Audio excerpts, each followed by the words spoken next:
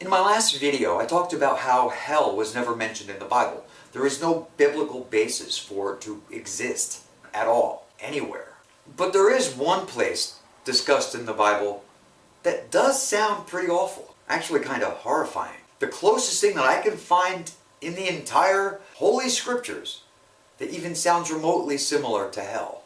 You guys know of it as being heaven. Yeah, I'm going there.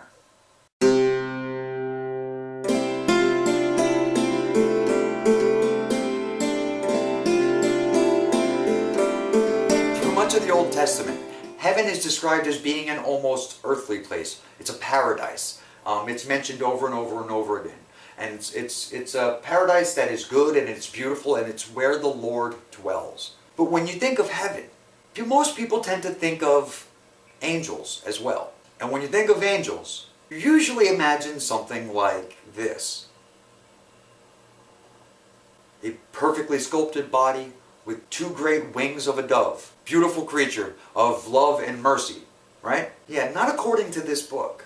As a matter of fact, in Ezekiel chapter 1 verse 4, as I looked, a stormy wind came out of the north, a great cloud with brightness around it, and fire flashing forth continually. And in the middle of the fire, something like gleaming amber. In the middle of it was something like 4 living creatures. This was their appearance. They were of human form. Each had 4 faces, and each of them had 4 wings. Their legs were straight, and the soles of their feet were like the sole of a calf's foot, and they sparkled like burnished bronze. Under their wings and on their 4 sides they had human hands, and the 4 had their faces and their wings, thus their wings touched one another. Each of them moved straight ahead, without turning as they moved. As for the appearance of their faces, the 4 had the face of a human being, the face of a lion on the right side, face of an ox on the left side, and the face of an eagle. Such were their faces. Their wings were spread out above.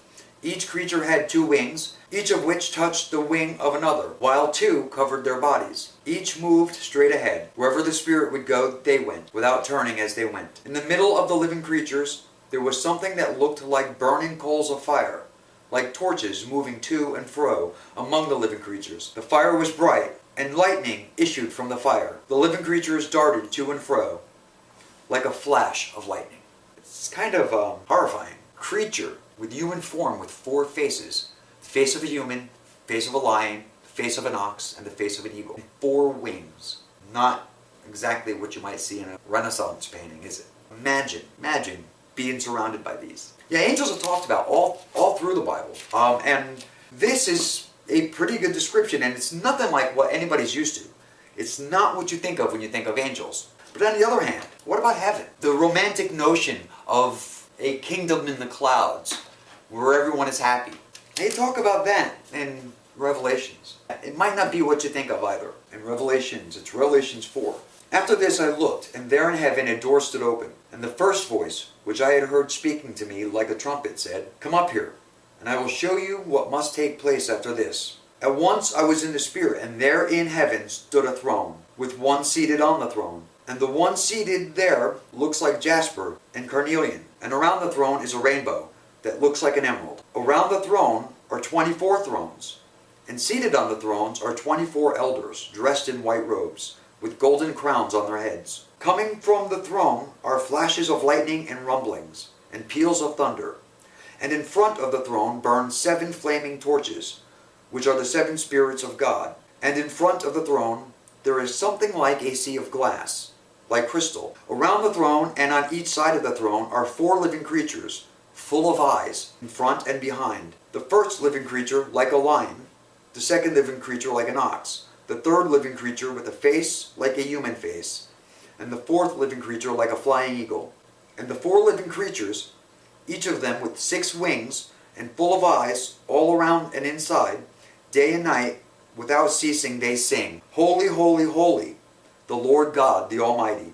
The description goes on here, but doesn't sound like a pleasant place, and it's full of monstrous creatures, full of other beings, the elders. All these spirits do, all they do is worship. That's heaven. According to the Bible, that is heaven. I mean, who would want this? Who would want this? Imagine a year of this. A year of submission. a year of servitude. It's mentioned in the Bible that when you're in heaven, you let go of your worldly problems, the issues and the strife and the troubles that come with being alive.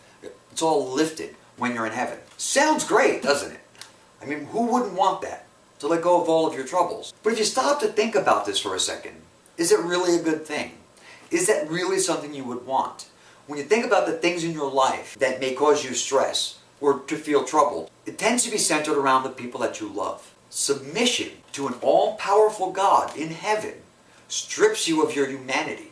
It strips you of your free will, and it strips you of everything that's important to you in your earthly life. And it replaces it with an eternity of servitude and worship to a bully that rules the heavens with an army of four-faced angels. You really want this? It is in essence what Christopher Hitchens described as being a celestial North Korea. And the description given in the Bible backs that assessment up completely. That is what these people are worshiping. That is what the Christians around the world look forward to in their afterlife.